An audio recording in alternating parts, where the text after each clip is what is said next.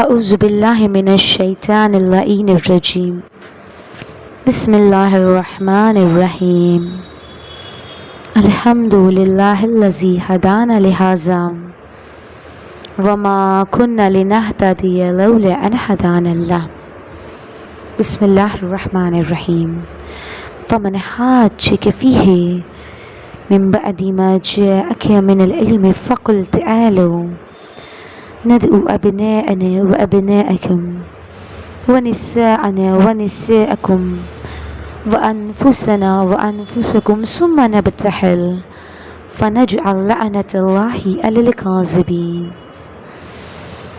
عزیزان محترم، سب سے پہلے اس بابرکت پرنور موقع کی، اس عید کی مبارکباد امام وقت کی خدمت میں پیش کرتے ہیں، اور آپ تمام محبان اہل بیت کو بھی اس بابرکت دن کی مبارکباد پیش کرتی ہوں، اور دعا کو ہوں کہ جس کے دل میں جو بھی حاجتیں ہیں خداوند عالم پنجتن پاک کے صدقے میں اس عید کی موقع پر خدا ان تمام کی دلی نیک حاجتوں کو پورا کرے۔ عزیزان محترم، جن باریکیوں سے مباہلہ کو لکھا ہے، میں نے کوشش کی کہ مطالب کو آپ کے سامنے پیش کر دوں۔ روایت یہ کہتی ہے کہ ایک شب میں رسول خدا نے جناب سلمان سے کہا کہ سلمان، مباہلہ میں جانے والوں کے لیے اہتمام کر دو۔ کیا کہا رسول نے؟ کہ مباہلہ میں جانے والوں کے لیے اہتمام کر دو، میں مدینے سے باہر فلاں مقام پہ مباہلہ کروں گا۔ عزیزان محترم، اس مقام پہ آج ایک مسجد موجود ہے، وائٹ کلر کی ایک مسجد ہے، اور ایک زمانے میں اسی جگہ کا نام مسجد مباہلہ تھا۔ اب تو فی الحال نیمز بدل دیے گئے، لیکن جو حج پہ گئے ہوگے وہ جانتے ہوگے نیمز کئی مرتبہ چینج ہو چکے ہیں۔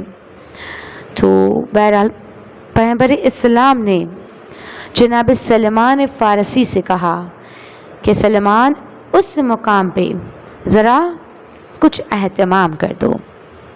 جناب سلمان نے اب ایک بارگی ایک سرخ رنگ کا، ایک ریڈ کلر کا کارپیٹ لیا، ایک سرخ رنگ کا قالین لیا، اور اس مقام پہ جا کے ایک خیمہ نصب کر دیا، اور وہاں پہ ایک ریڈ کلر کا سرخ رنگ کا قالین بچھا دیا کہ اس جگہ پہ، اس مقام پہ آ کے اہل بیت بیٹھیں گے، کیونکہ جناب سلمان جانتے تھے کہ کون کون جانے والا ہے۔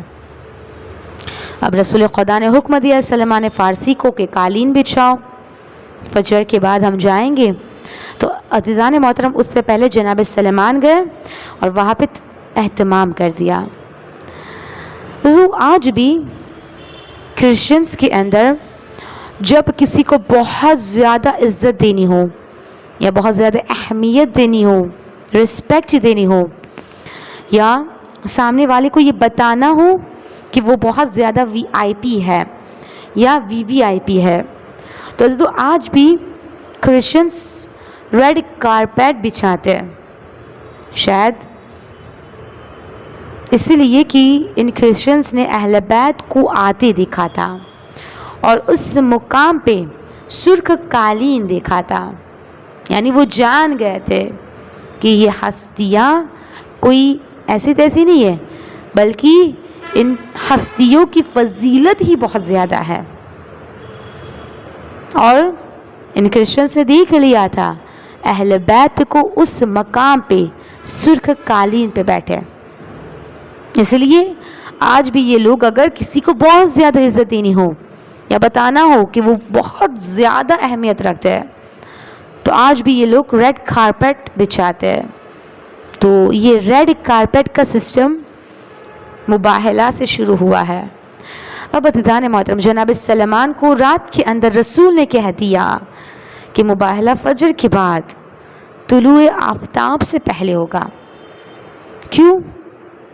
نہ یہ صبح کا وقت ہے نہ یہ رات کا وقت ہے۔ میں کہوں یا رسول اللہ، آپ نے ایسا وقت کیوں چوز کیا کہ جس میں نہ صبح ہے نہ رات ہے؟ تو یقیناً رسول کہیں گے کہ رات میں معلوم نہیں ہوتا کہ کون کون آیا تھا، اور صبح میں لے کے میں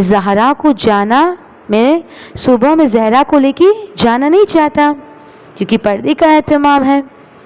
کہا اس اہتمام کے ساتھ میں لے کے جانا چاہتا ہوں کہ سیدہ جا رہی ہے، تو میں نہیں چاہتا کہ دن ہو، لیکن میں چاہتا ہوں کہ لوگ دیکھ لے کہ کون کون آیا تھا۔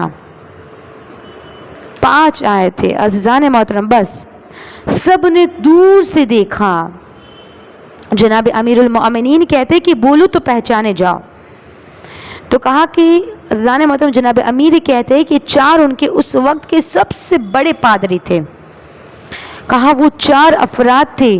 اب ان 4 نے دور سے پنجتن کو دیکھنا شروع کیا۔ عزیزان محترم بہت خوبصورت ماحول تھا۔ اب ان لوگوں نے دیکھنا شروع کیا۔ ان میں سے ایک کا نام عاطب تھا۔ اب اس نے ایک مرتبہ اپنے تینوں باقی پادری سے کہا کہ اے عیسائیوں، میں تم سب سے کہتا ہوں کہ خبردار آنے والوں سے مباہلہ مت کرنا۔ کیوں؟ کیونکہ میں وہ ہستیاں دیکھ رہا ہوں کہ اگر انہوں نے ہاتھوں کو بلند کیا، پہاڑ کو اپنی جگہ سے ہلنے کے لیے کہا، تو پہاڑ اپنی جگہ کو چھوڑ دے گا۔ ان کے چہرے ایسے ہیں، ان کا نور ایسا ہے۔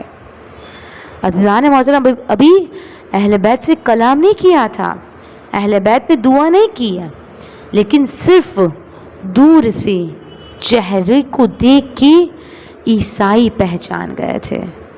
تو عزیزو ایک بات واضح ہو گئی کہ اگر کوئی علم نہ رکھتا ہو، اہل بیت کی معرفت نہ رکھتا ہو، تعصب نہ رکھتا ہو، لیکن اگر اہل بیت کو دیکھے تو پہچان سکتا ہے کہ ہاں یہ ہستیاں کوئی ایسی ویسی ہستیاں نہیں ہے، بلکہ یہ وہ ہستیاں ہے کہ جن سے خدا محبت کرتا ہے۔ تو عزیزو اگر کوئی علم نہ رکھتا ہو لیکن دیکھ کے پہچان سکتا ہے کہ یہ عام نہیں ہے۔ عزیزو جناب یوسف کو جب مصر والوں نے دیکھا تھا تو سب نے کہا تھا کہ بل ہوا ملک کریم، کہ یہ انسان نہیں ہے بلکہ آسمان سے نازل ہوئی مخلوق معلوم ہوتا ہے، کیونکہ جناب یوسف کا حسن ایسا تھا۔ تو عزیزو رسول خدا تو فخر یوسف ہے، جناب یوسف کا فخر ہے رسول خدا۔ آج حبیب خدا آ رہے ہیں اپنے پنجتن کے ساتھ۔ سب نے ایک مرتبہ دیکھ کے کہا کہ جو آ رہے ہیں اگر انہوں نے بد دعا کر دی تو قیامت تک کے لیے ایک عیسائی نظر نہیں آئے گا۔ اس لیے ان سب نے فیصلہ کیا کہ اگر مباہلہ ہو گیا تو سارے عیسائی مسک ہو جائیں گے۔ عزیزو یہ میرے الفاظ نہیں، یہ ان کے الفاظ تھے۔ کیا کہا ان لوگوں نے کہ ہم عیسائی نجس جانوروں میں مسک ہو جائیں گے اگر کوئی ان پنجتن کے مقابلے میں آ گیا۔ تو عیسائی بھی سمجھتے ہیں اہل بیت کی فضیلت کہ مسک ہو جائیں گے، لیکن اگر کوئی اہل اسلام ہوتے ہوئے، مسلمان ہوتے ہوئے اہل بیت کو نہ پہچانے تو جو سمجھ لو کہ عیسائیوں سے بدتر ہو جائیں گے۔ یہ آل محمد ہے، ابھی بولے نہیں، یہ کلام نہیں کیا، مولا کائنات نے خطبہ نہیں دیا، صرف دیکھا۔ اور انہوں نے کہا، ان عیسائیوں نے کہا کہ ان کے چہرے کا نور بتا رہا ہے۔ عزیزان محترم مؤرخین سب نے یہی لکھا کہ 7 ہجری کا یہ واقعہ کہ جناب سید الشہداء 3 یا 4 برس گئے، لیکن سب نے یہی لکھا کہ پنجتن آ رہے ہیں۔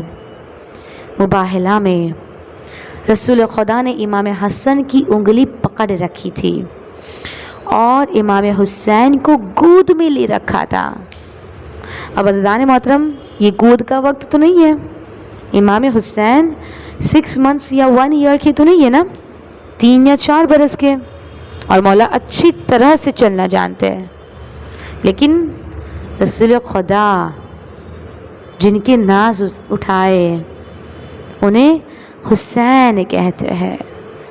رسول خدا نے مولا حسین کو اپنی آغوش میں لے کے رکھا ہے، یعنی رسول بتانا یہ چاہ رہے ہیں، پیغام یہ دے رہے ہیں کہ جس کی رسالت ناز اٹھائے اسے حسین کہتے ہیں۔